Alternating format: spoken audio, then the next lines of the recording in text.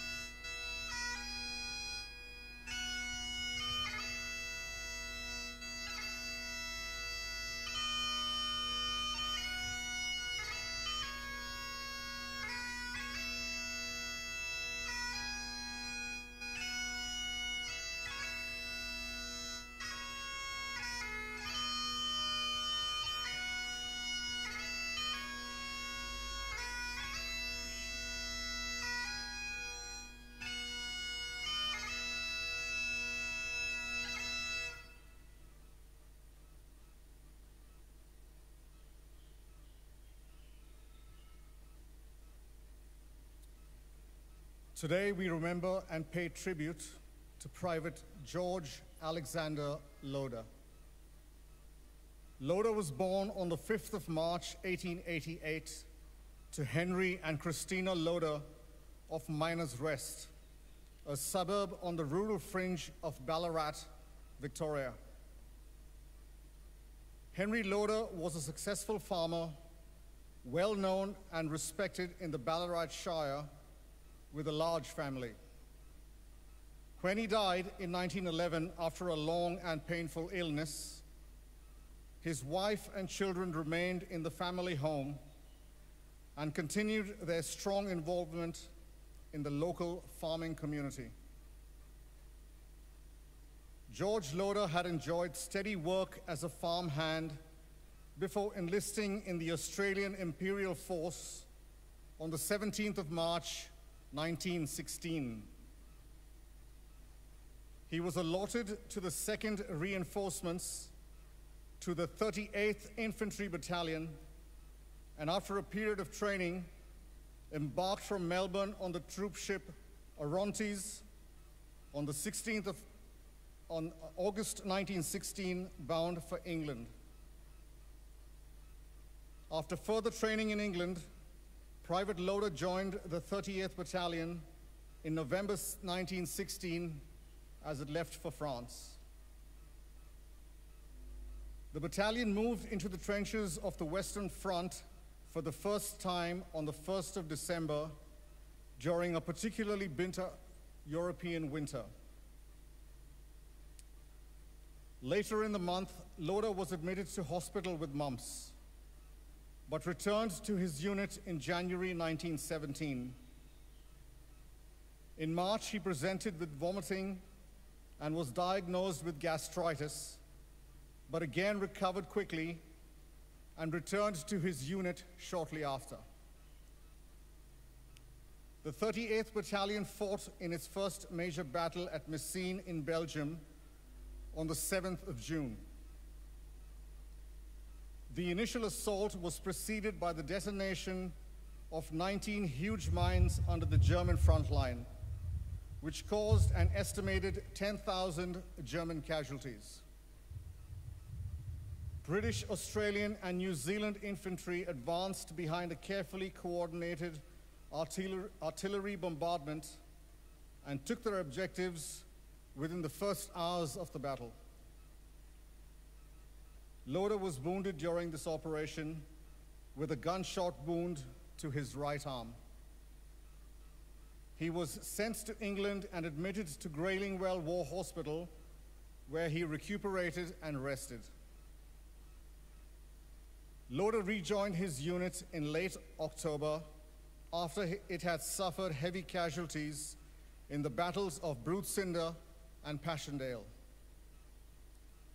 Belgium was to be the focus of the 38th Battalion's activities for the following months, and it was in Belgium that Loader was again wounded in action on the 3rd of December 1917, this time suffering from a gunshot wound to his right foot. Again, he was sent to England to recover. He rejoined his unit in late March 1918, in time to be rushed south to France to meet the German army's spring offensive. During this time, the battalion continued to play an active role in the 3rd Division's advance along the Somme Valley and was involved in an ill-conceived attack that failed to capture the village of Proya on the 10th of August. About 3 p.m. on the 28th of August, Private George Loader's company entered the village of Corlou and immediately encountered strong opposition, which was only subdued by determined effort. The company suffered a number of casualties as a result of this action. Among the dead was Private George Loader. He was 30 years old. He was buried nearby in the Corlou French military cemetery, and was later reinterred in the Hem Farm Military Cemetery just north of the River Somme. His grave bears the following epitaph requested by his mother. Nearer, my God, to thee, my son gone down, in my dreams I be. Nearer, my God, to be. George Loder's name is listed on the roll of honor on my right, among almost 62,000 Australians who died while serving in the First World War. His photograph is displayed today beside the pool of reflection. This is but one of the many stories of service and sacrifice told here at the Australian War Memorial. We now remember Private George Alexander Loder, who gave his life for us, for our freedoms, and in the hope of a better world.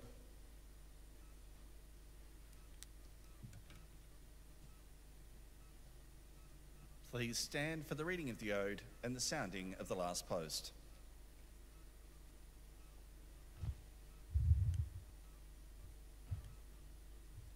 They shall grow not old, as we that are left grow old. Age shall not weary them, nor the years condemn. At the going down of the sun, and in the morning, we will remember them.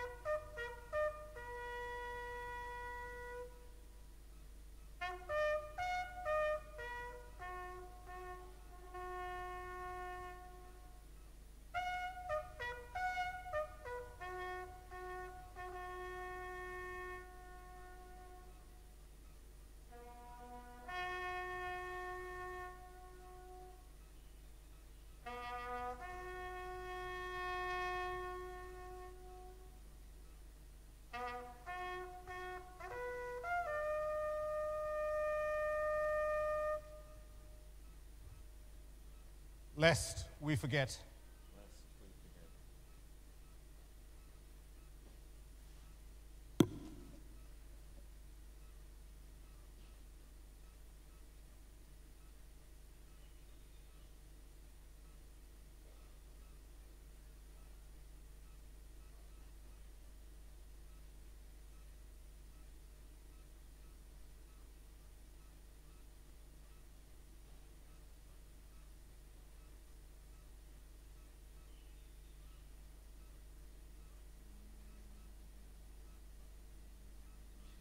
We leave you this evening with the words of the memorial's founder, Charles Bean. Many a man lying out there at Pozières or in the low scrub of Gallipoli, with his poor, tired senses barely working through the fever of his brain, has thought in his last moments, well, it's over. But in Australia, they will be proud of this. Ladies and gentlemen, girls and boys, that concludes the last post ceremony. Please feel free to visit the Poppy display as you leave. You may also indulge in some refreshments at Poppy's Cafe, which will be open until 9 p.m. And join us back in the commemorative area from 6:30 p.m. for the late night opening. We thank you for visiting the Australian War Memorial and wish you all a very good evening. Thank you.